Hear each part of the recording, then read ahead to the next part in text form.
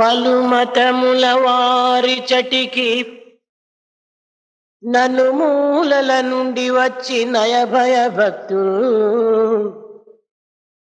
పలుమతముల వారి చటికి నలుమూలల నుండి వచ్చి నయభయములతో కలిమియు లేమియు చూడక పలు బాధల కోర్చియుంద్రు. ఎవరి కోసం? బాబా కొరకై పలు బాధల కోర్చియుంద్రు. బాబా కొరకై పలు మతముల వారి చటికి నలుమూలల నుండి వచ్చి నయ భయములతో కలిమియు లేమియు తలువక పలు బాధల కోర్చియుంద్రు. బాబా కొరకై పలు బాధల కోర్చియుంద్రు. बाबा कोरकई। चारों दिशाओं से कई धर्मावलंबी यहाँ पर पूर्ण भक्ति एवं विनम्रता से आते हैं। धनी गरीब जैसी भेदभावनाओं को तरजीह न देते हुए और अनेक कष्टों को वे सहते भी हैं। किस लिए? ये सब वे बाबा के लिए ही करते हैं। नास्तिक भावमु नल्गड विस्तुलमై విండియుండి విషయములందు ఆస్తిక భావము నెలకొనిపి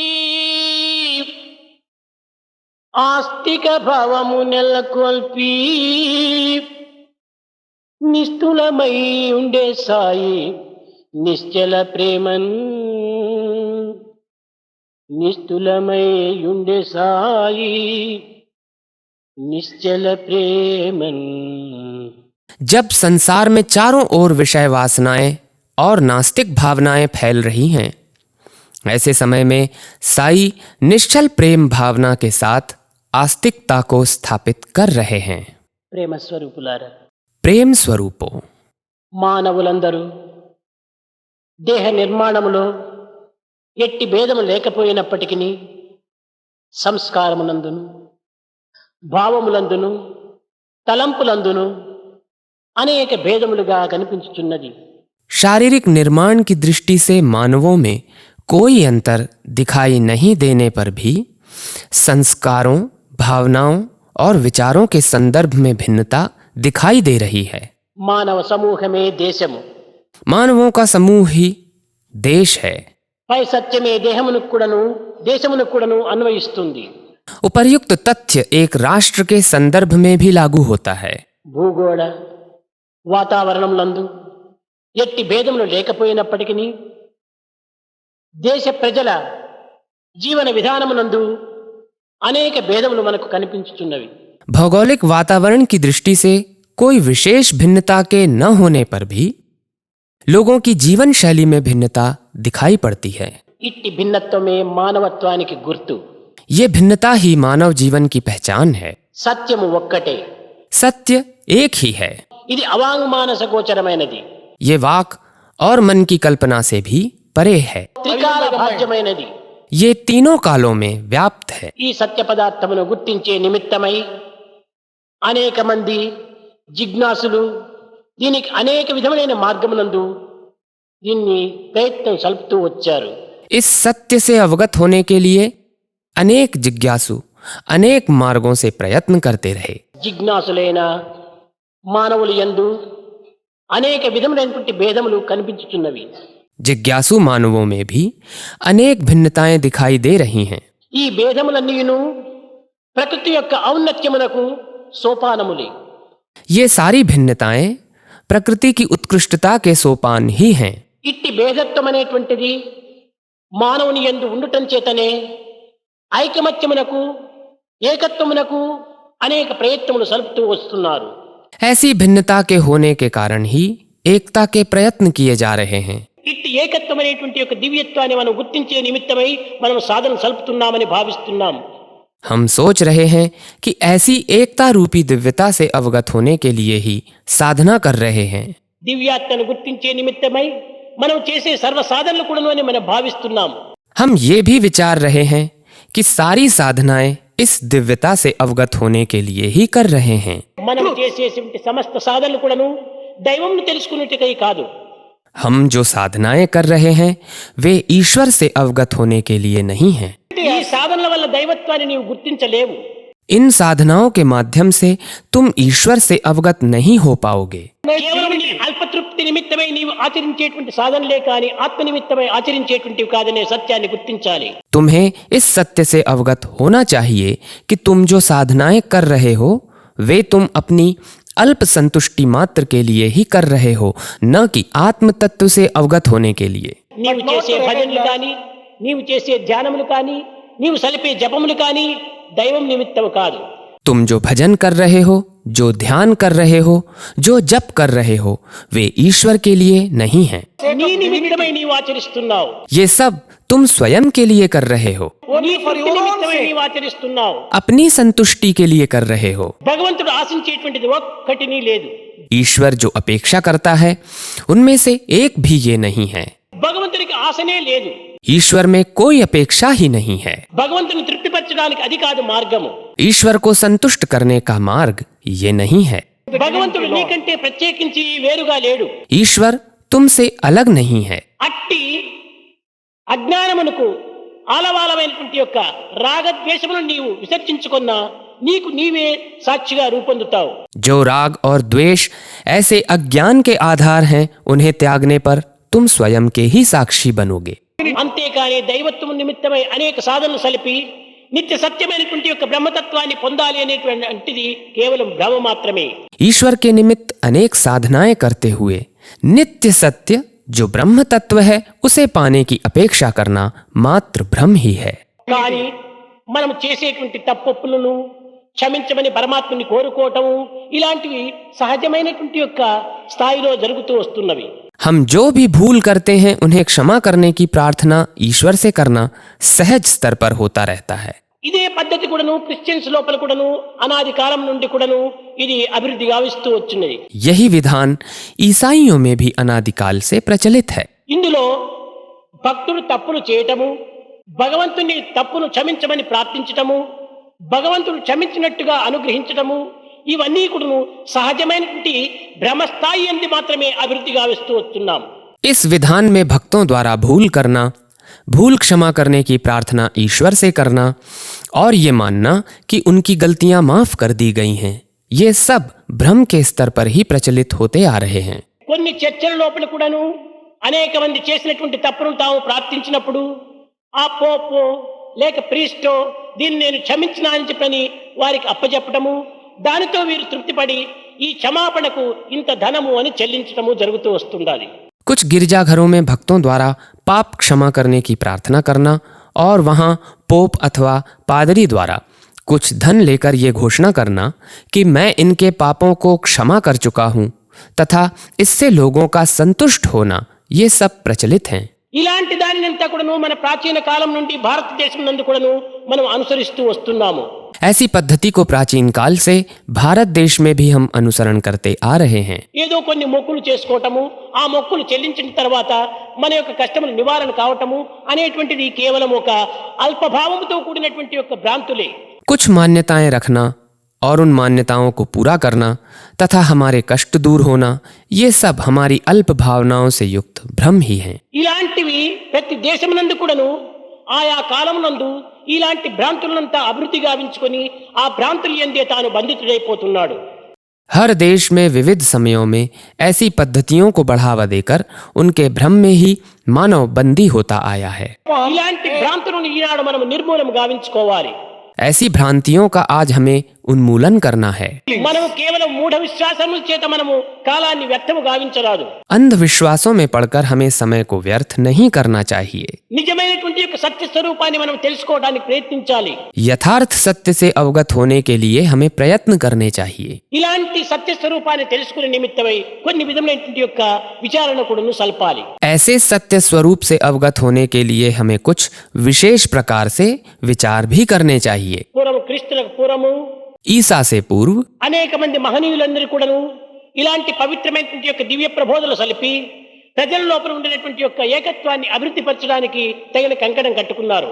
अनेक संत महात्मा लोगों में ऐसे उपदेशों का प्रचार करते हुए जनता की एकता को बढ़ाने के लिए कटिबद्ध हुए. ఇది 400 సంవత్సరములకు పూర్వము సాక్రటీస్ అనేటువంటి వాడు ఒక తత్వవేత్త ఉండేటువంటి వాడు. ईसा से 400 वर्ष पहले सुकरात नामक एक महात्मा रहता था. ఈ సాక్రటీస్ అనేటువంటి వాని యొక్క ప్రథమ శిష్యుడు అనేటువంటి వాడే అరిస్టాటల్ అనేటువంటి వాడు. इस सुकरात का प्रथम शिष्य ही अरस्तु था. ఈ అరిస్టాటల్ అనేటువంటి వాని యొక్క శిష్యుడే అలెగ్జాండర్. इस अरस्तु का शिष्य ही सिकंदर था. ఆనాటి కాలములో జీసస్ రాక పూర్వము అరిస్టాటల్ యొక్క ప్రబోధలు ఈ యొక్క రోమన్లో చాలా అధికంగా జరుగుతూ ఉండేటువంటివి. उस जमाने में ईसा के गमन से पूर्व इस अरस्तु के उपदेश रोमन साम्राज्य में बहुत प्रचलित थे. ఈ జీసస్ వచ్చిన తర్వాత కొంతకాలము ఈ ప్రజల సేవ నిమిత్తమై తాము అనేక విధములైనటువంటి యొక్క కష్టములకు గురి కావటము, తదుపరి ఈ ప్రభుత్వం యొక్క లేక మతాధిపతుల యొక్క ప్రోద్బలము చేత తన దేహాన్ని చాలించటము జరిగింది. ईसा के आने के बाद वे लोगों की सेवा के निमित्त अनेक कष्ट उठाते रहे और अंततः सरकार और धर्माधिकारियों के दबाव के कारण उन्हें देह त्यागनी पड़ी. ఒకానొక సమయంలో మతాధిపతి అయినటువంటి వాడు జీసస్ను పిలిపించుకున్నాడు. एक बार एक धर्माधिकारी ने ईसा को बुलवाया. నీవు జ్యూస్ రాజా అని ప్రశ్నించాడు. उसने पूछा, क्या तुम यहूदियों के राजा हो? నేను ఆ విధంగా చెప్పటం లేదన్నాడు. ईसा मसीह ने कहा, मैं ऐसा नहीं कह रहा हूँ. అయితే నీవు అందరికీ ప్రబోధ చేస్తున్నావు తప్పుడు మార్గము. ఏమిటంటే నీ ద్వారా ప్రతి ఒక్కరికి స్వర్గానికి పోవాలని చెప్తున్నావు, ఇది చాలా తప్పు అన్నాడు. तब उसने कहा, फिर तुम सबको ये गलत उपदेश दे रहे हो कि तुम्हारे माध्यम से ही सब स्वर्ग पहुंच सकेंगे. ये बिल्कुल गलत है. తాను ఒకే మాట చెప్పేశాడు, seek the Kingdom of haven అన్నాడు. तब ईसा ने एक ही बात कही, स्वर्ग के साम्राज्य को प्राप्त करो. వేర్ ఇస్ దట్ అన్నాడు.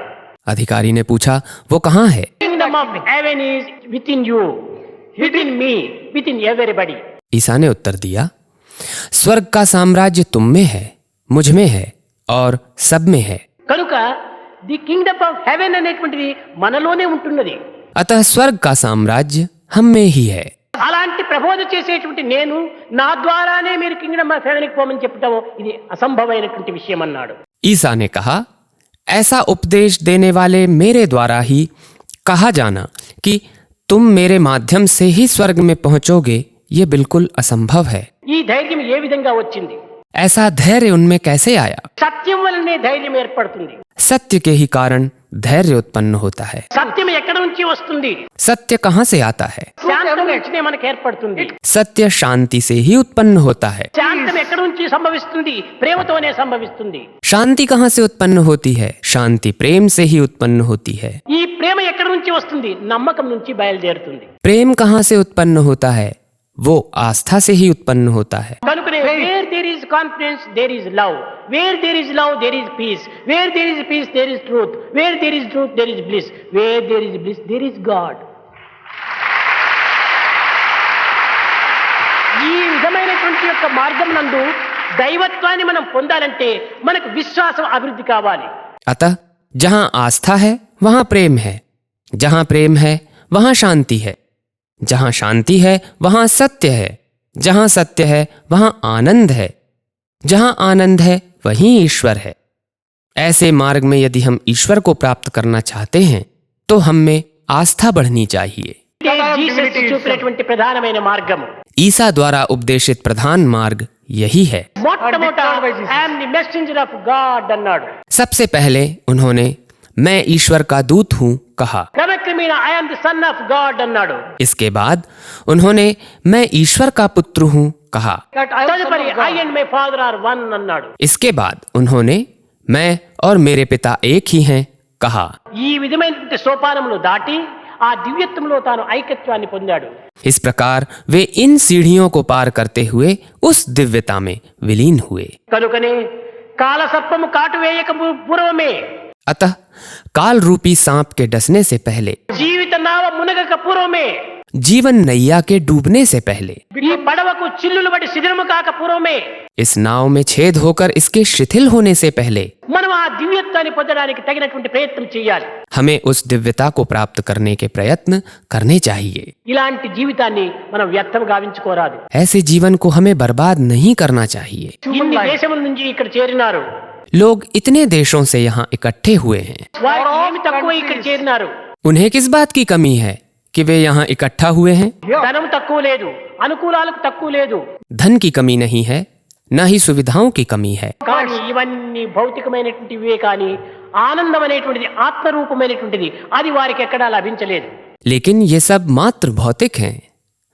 आत्मरूपी आनंद की प्राप्ति उन्हें कहीं नहीं हुई. అది ఒక్క ఆత్మయందు మాత్రమే ఈ ఆనందం మనకు లభ్యమవుతుంది. वो आनंद एकमात्र आत्मा में ही हमें प्राप्त होता है. కనుక మన దృష్టిని ఆత్మ వైపును మరల్చాలి. अतः हमें अपनी दृष्टि को आत्मा की ओर मोड़ना चाहिए. ఆత్మ అంటే ఏమిటి? आत्मा से क्या तात्पर्य है? విశాలత్వమే మనకు ఆత్మతత్వము. अनंत तत्व ही आत्म तत्व है. నేను నావారు, నేను నావారు, నేను నావారు అనేటువంటి ఈ సంకుచిత భావాన్ని నిర్మూలం చేయాలి. मैं और मेरे, मैं और मेरे, मैं और मेरे, इस संकुचित भावना का हमें उन्मूलन करना चाहिए. అందరూ నావారే, सब लोग मेरे अपने ही हैं. అందరూ దైవం బిడ్డలే, सभी लोग ईश्वर की ही संतान हैं. అందరికీ తండ్రి ఒక్కడే. सबका पिता एक ही है, కానీ బిడ్డలు అనేకము. लेकिन बच्चे अनेक हैं. కనుక కాపాడేటువంటి ప్రభు ఒక్కడే అనేటువంటి సత్యాన్ని మనం గుర్తించాలి. अतः हमें इस सत्य से अवगत होना चाहिए कि रक्षा करने वाला पिता एक ही है. దీనిని గుర్తించాలంటే ఒక ప్రేమనే సరి అయిన మార్గం. इससे अवगत होने के लिए एकमात्र मार्ग प्रेम ही है. సేవనే సరి అయిన మార్గం. सेवा ही मार्ग है. కనుక మనము ప్రేమను అభివృద్ధి పరచుకోండి. इसीलिए प्रेम को बढ़ाओ. ఈ ప్రేమ కంటే మించినటువంటిది మరొకటి లేదు. प्रेम से बढ़कर अन्य कुछ भी नहीं है. ఏ దేశం వారైనా, ఏ తెగవారైనా, ఏ మతం వారైనా, ఏ యొక్క సాంప్రదాయం సంబంధించిన వారైనా, चाहे किसी भी देश के क्यों न हो, किसी भी कुनबे के क्यों न हो, किसी भी धर्म के क्यों न हो, किसी भी संप्रदाय के ही क्यों न हो, అందరికీ ప్రేమ ఒక్కటే. सबके लिए प्रेम एक ही है. ఏ మతం వారు కూడా నువ్వు ప్రేమను ధిక్కరించమని చెప్పరు. किसी भी धर्म वाले प्रेम का तिरस्कार करने के लिए नहीं कहेंगे. ఏ దేశం వారికైనా నీ ప్రేమను ఉల్లంఘించమని చెప్పరు. किसी भी देशवासी प्रेम का उल्लंघन करने के लिए नहीं कहेंगे. ఏ తెగవారు కూడా నువ్వు ప్రేమను తిరస్కరించమని చెప్పరు. किसी भी कुनबे वाले प्रेम का तिरस्कार करने के लिए नहीं कहेंगे. ప్రేమనే లేకపోతే జీవితమే లేదు. प्रेम ही न हो तो जीवन ही नहीं है. కాబట్టి ఈ ప్రేమ చేతనే మీరందరూ ఇక్కడ చేరబడినారు. अतः इस प्रेम के ही कारण तुम यहाँ इकट्ठा हुए हो. కనుక ఈ ప్రేమను మనం బలపరచుకోవాలి. इस प्रेम को हमें सशक्त करना चाहिए. ఈ ప్రేమనే మీకు దైవము. ये प्रेम ही तुम्हारा ईश्वर है. Love is God, live in love. కనుక మీరు ప్రేమతో దైవత్వాన్ని, ఏ నామం మీకు ఇష్టమో, ఏ రూపం మీకు ఇష్టమో, ఏ యొక్క దీనిలో మీరు మార్గం మీకు ఇష్టమో దానిని మీరు అనుసరిస్తూ పోవటంలో తప్పు లేదు. प्रेम ही ईश्वर है. उस प्रेम में ही जीवन यापन करो. ईश्वर को प्राप्त करने के लिए तुम्हें जो रूप पसंद है, जो नाम पसंद है, मार्ग पसंद है, उसका अनुसरण करने में कोई त्रुटि नहीं है. Love is my form, truth is my breath, bliss is my food.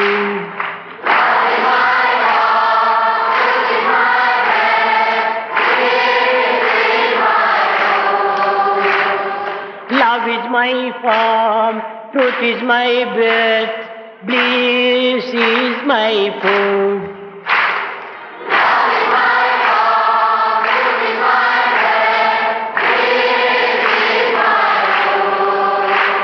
My life is my message, expansion is my life. My life is my message, expansion is my life. My life is my message, expansion is my life. No season for love, no reason for love, no birth, no death.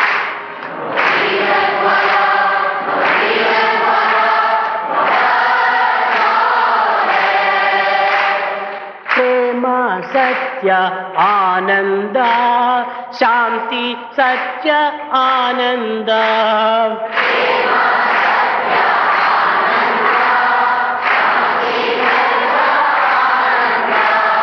ప్రేమ सत्य आनंद शांति धर्म आनंद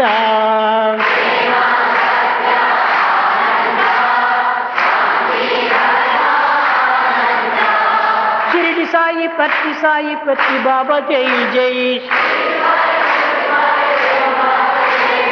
शिरडी साई पत्ती साई प्रेम साई जय जय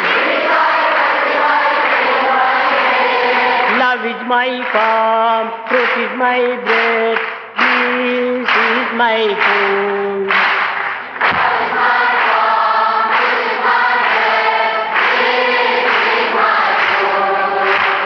Love is my farm, truth is my bread, peace is my food.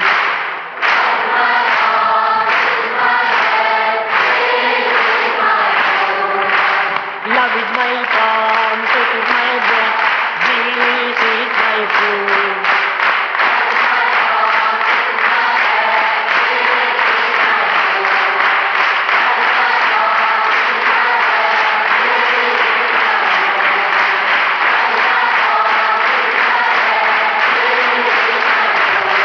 Love is my farm, truth is my bread.